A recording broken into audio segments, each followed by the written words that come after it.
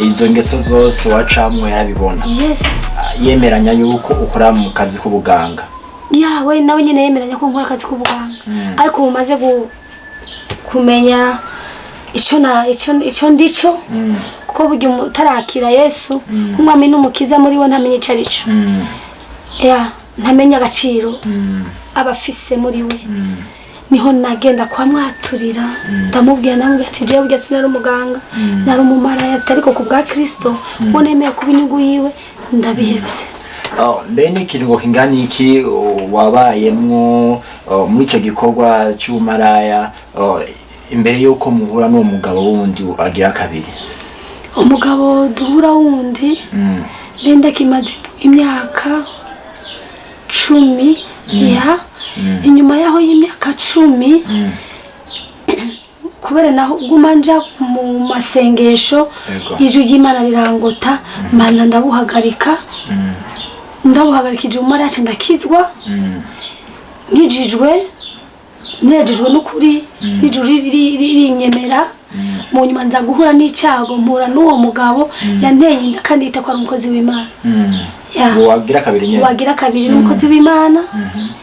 n'umwarimu w'urushengero mu Kibenga. Sishimye kumuvuga izina ko nta ngorane tugifitaniye nta ne twigize tunagiranira ko umwana yaramwase kandi n'amahoro menshi kandi ndamuhariye ndaza hari abana bari baranyumva hari amateleviziyo ariko arandaba nukura hari nawe nyendazi niya mbona ifoto yumvise nkivuga ico kintu ndazi ko nawe nyene mutima ucusimba ariko ahumure naramubabariye ko nawe siwe habwo ndamusabira ko Kristo namenye ukuri wa original nawe ko yomushikira akamuvyaza umusaruro ko biragahera kwitongura umukozi w'Imana ugenda ukora ugenda ukora ubusambanyi ugenda ugwisha batarakomera. Habwo ni message mushikire pe. None mbaze aho nyene mbega aho wakundanye n'uwo mukozi w'Imana nawe uri umaraya inamaze gukizwa uramaze kwizwa aho none byaramworohereye kuba yo fatana nawe muri urwo rukundo muzi yuko murakundana? ngenda kubira nyene twamenyanye n'umuntu n'umuntu w'umuganga yaduhuje nawe. Ambwiye ati bera ko kijijwe umumama uwo yarabaye umumama n'umuganga nawe nyene ashimye kuvuga izina ko nawe nyene namubabariye ndaza hari araza kuvyumva. N'umuntu w'umumama yarekira umukobwa arambwira ati bera kukijijwe gute no kurangira umugabo w'umupfakazi afise parcelle mukinanira ntivyo kugira neza ntiworonka amahoro muri wewe ko cugira mariage nabagiye bana baba karonka ahantu baba kugira mu papa afise parcelle kandi ari umupfakazi nabati na amahoro menshi kuje ubu naritaye ntabwo nkiri ndaya. Turahura n'uwo mupapa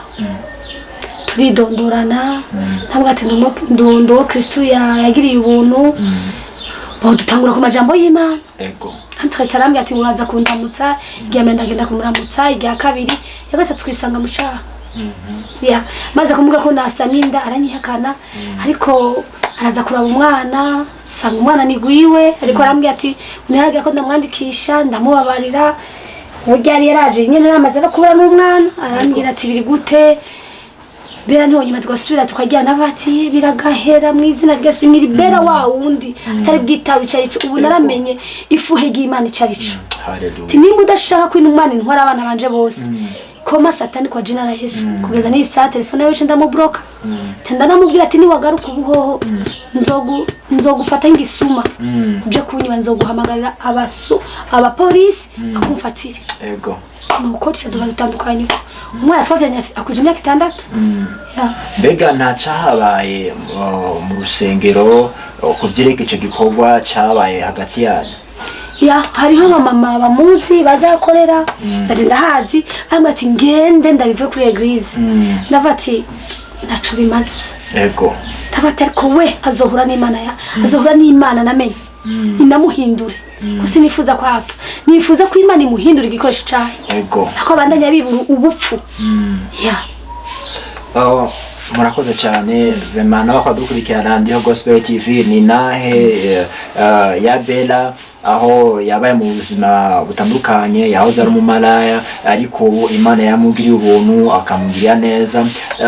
Bella none kugeza aho aho muhebanye n'uyo mbega ubuzima bw'abandanyije gute tumaze kubana n'uwo mugabo ko nta nico yamare nta nirasiyo yama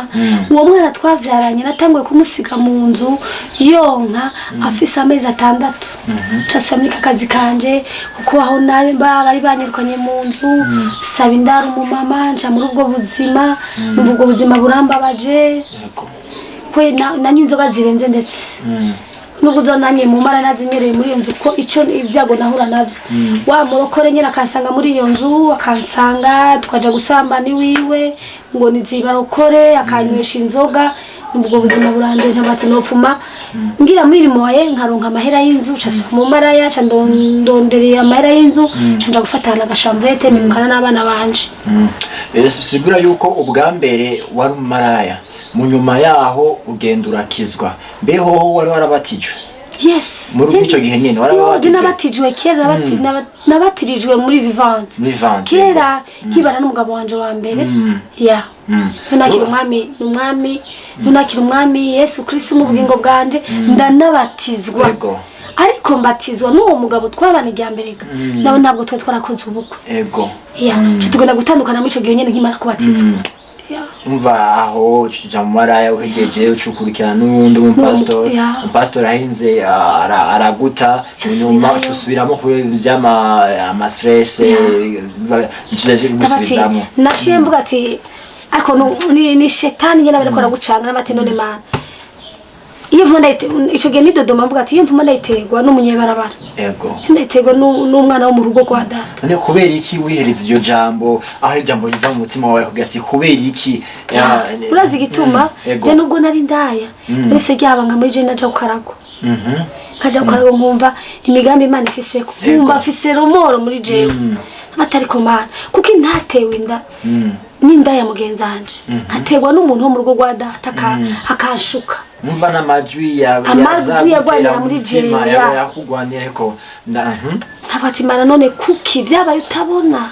se mana ntubaho mana kumbe waranyanse unyanka nkiri umwana unyambura abavyeyi shaka umugabo